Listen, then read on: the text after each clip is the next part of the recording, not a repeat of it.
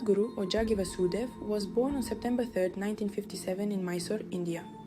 Mysore is a city with a population of about 1 million people and a university that educates up to 60,000 students.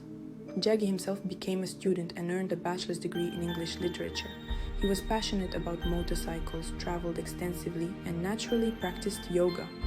India has preserved its ancient cultural and mystical knowledge.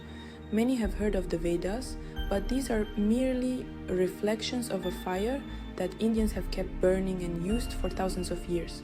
So, it is no surprise that they are deeply immersed in Vedic traditions and beliefs. But what should we prioritize in our lives? Religious devotion and faith in the divine nature of existence, or Western pragmatism and the pursuit of success, inevitably leading to egocentrism.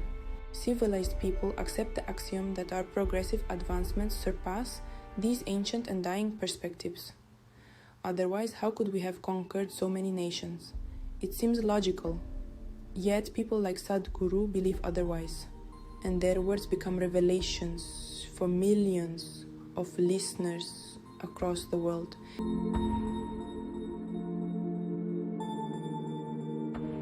Take just one aspect, our health.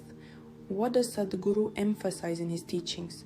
He claims that 80% of our diseases are direct consequences of our lifestyle.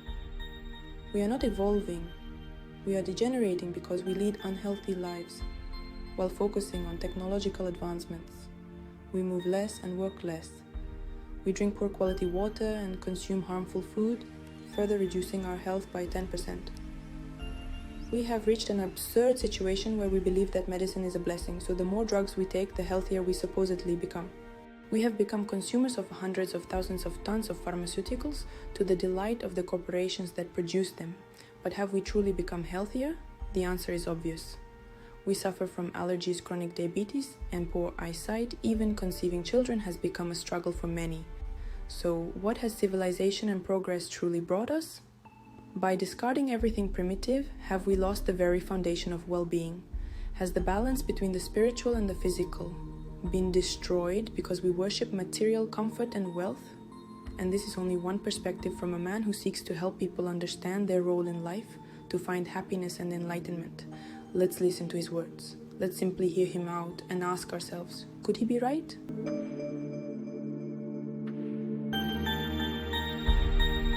When speaking to students about the goals and aspirations, Sadhguru shared a personal story. When I was young, my father would sigh in despair, wondering what would become of me, as nothing seemed to interest me. But he was wrong. I was interested in many things, just not the same things that interested him, and that's the essence of it. We are all drawn to different things, but we are merely products of our time. We see only what our young minds can comprehend, and so our goals are limited. As we grow older, we discover new horizons, and our goals may change drastically. And what is the result? We invest great effort in reaching a cherished goal, but when we achieve it, do we feel happiness?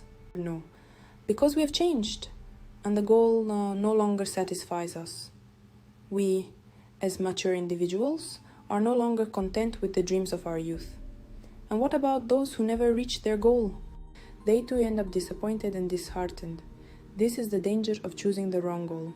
True happiness, true inner peace, does not come from achieving an end point, it comes from the journey itself. A person who is engaged in meaningful work is always happy.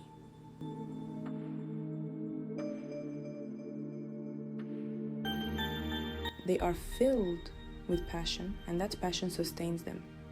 And what about the rewards? Tell me, are the people sitting in luxurious BMWs who worked hard for years to achieve their dream truly happy? I believe none of them are, except perhaps the one who stole the car 5 minutes ago.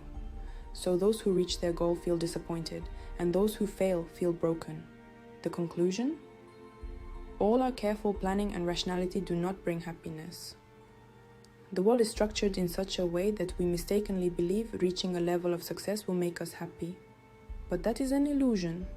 We are like circus monkeys performing tricks for a piece of candy. But what is our true goal? The candy or happiness itself? Think about that. In the end, we will all die. That's the reality. The real question is, what did we fill our lives with? A chase after a piece of candy, or something deeper and truly meaningful? Depth and meaning are not measured by rationality or material wealth. Yes, this may sound like wise words, but where is the mysticism in all this? What about the unknown?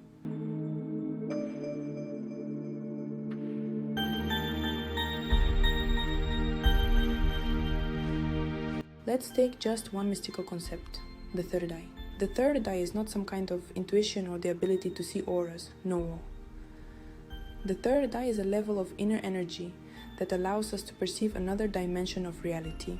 We can turn it inward to explore the depths of our own being, even beyond what modern medical instruments can detect. Looking outward, we can see not just the material world, but also something else, the immaterial, the unseen, yet ever present.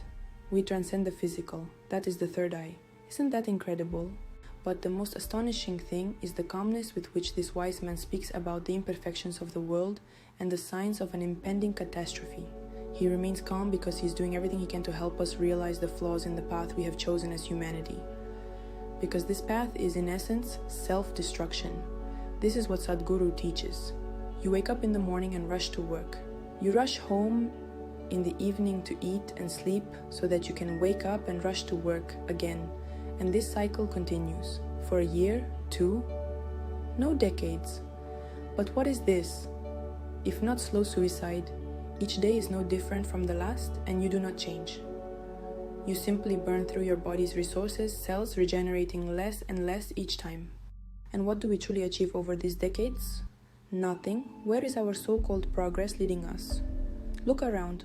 Climate change, a slowing Gulf Stream, melting glaciers, and an era of transformation. And yet, we humans continue to race toward the edge of the cliff, making the planet sicker with our waste. Isn't that true? Wake up, people, we must change, or our civilization has no future, because we don't even try to understand the problem or find a way out. So, what do you think? Is he right, or is this just talk?